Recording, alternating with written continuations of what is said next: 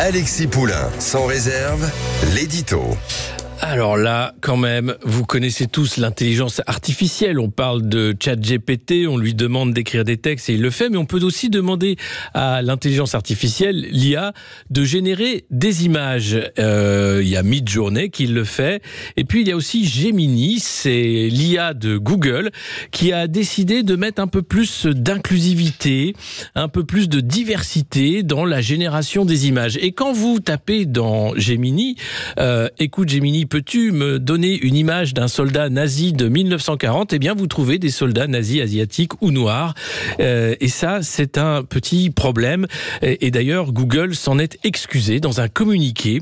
La polémique a montré que l'inclusivité était trop présente. Ça a été le cas si vous cherchez aussi les pères fondateurs des États-Unis. Eh bien, ils sont tous noirs dans Gemini. C'est aussi le cas si vous cherchez, et c'est un ancien employé de Google qui a fait le test en demandant « Peux-tu me montrer des femmes australiennes, des femmes américaines, des femmes britanniques et allemandes ?» Et là encore, elles sont toutes de couleur de peau noire. La volonté d'être inclusif était évidemment pour corriger les défauts de l'IA, puisque l'IA, elle est programmée par des humains et parfois il y a un biais.